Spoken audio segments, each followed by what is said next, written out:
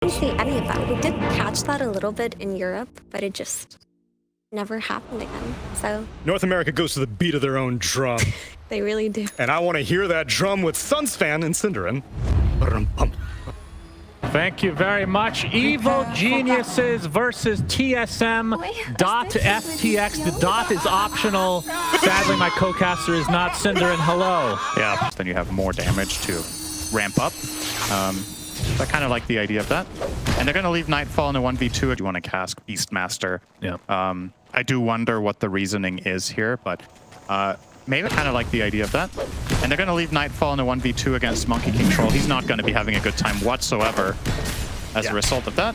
Definitely a rough game for him, and I mean, he's had a rough time being on EG in general. A lot of it has to do with the fact that he obviously can't get a visa to get into the US, as Jerax is going to get taken out, so that's first blood the way of Saberlight. They basically isolated a 2v2 out in the jungle with Io plus Witch Doctor against Viper Bane. You don't win that. You just don't win it. So a bit of a blunder from EG. I mean, the agency is, do I press my button or not? But then after that, you can just take your hands off the keyboard for a long duration. Yeah, got punished there trying to shut down Arteezy's farm. But I guess this you're so old. This was going to be a trivia. You just know it.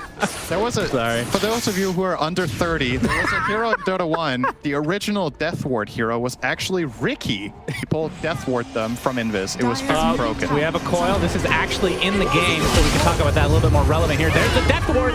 Cinder just called it the worst ultimate in the game, but EG finds good use of it.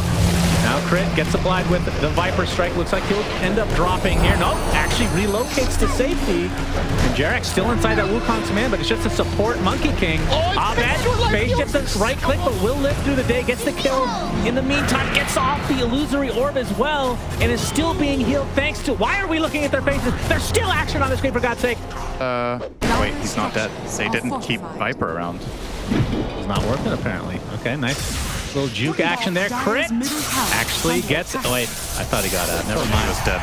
Yep, you were right. Aside from the urn going Dragonlance, Sanjay Yasha, we have the Storms. Oh, we have the duel come out, but not a whole lot of damage to follow up. In fact, the duel victory might go the way of TSM. Tomato ends up crushing everybody in his way. Pops that ult at the last moment, focusing on Arteezy, but range form is not going to get it done.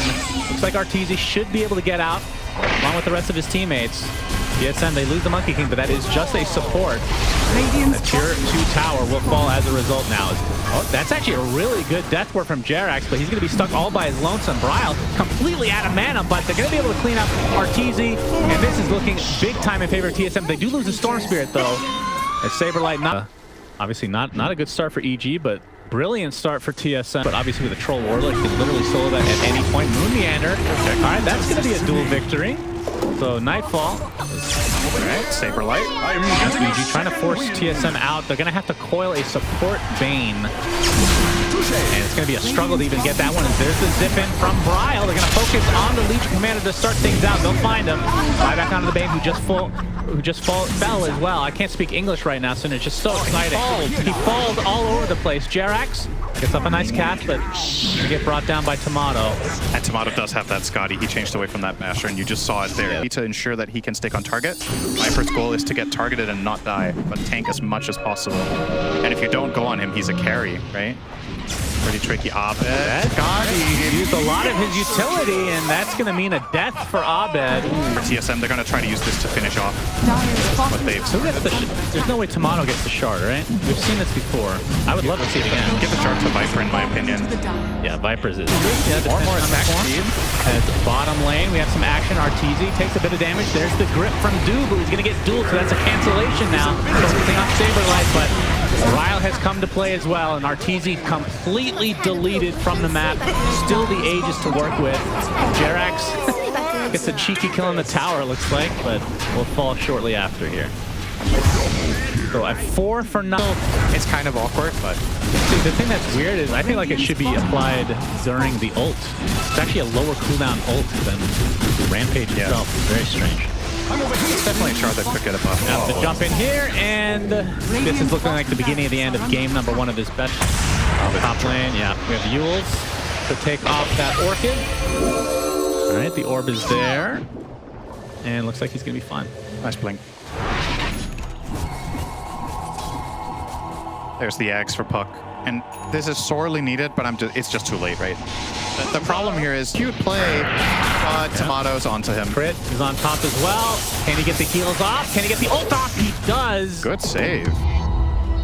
RTZ lives, but not sure how much this is going to meet. Is pretty, it feels insurmountable. And this time they will find the kill on to Crit. Oh, there's the duel. Wow. Barely gets the duel victory on a Bane. With health. Yeah, with health. True. Oh, all right, Jared. Oh, Tomato, he ulted, or was that a Rampage? They have the exact same sound cue. Yeah, that should probably be changed too. That was Rampage. Radiant's top tower has fallen. And this is going to be a second set of racks if EG does not defend here. RTZ coupled up Radiant's with middle Crit. tower is under attack. And the power of Troll Warlord when pushing towers is pretty ridiculous. They're going to play Light here, but Saberlight, or I should say Nightfall, is going to get caught out. And BKB from Brown, not even needed, but regardless, EG at the disadvantage against. That's two set of racks now in TSM's favor. Jerax caught off guard. There is a difference in quality between these two teams, but I also do want to see a different strategy from EG. Tomato wants to continue to chase as Jerax is going to get picked off by Bryle. He's trying to focus on Io instead. Bane's going to be killed, but it's a one-for-one support for support. Tomato just ripping through Arteezy. Not even close. Crit is next, and GG's called. So game one goes to TSM.FTX Cinderin. This makes it easier to say, maybe. Thrilled with the victory. I do smile with that. A little bit more happy. Yeah. But That'll do. game one in extremely convincing fashion. I'm not sure if you were expecting. This felt like more of the same.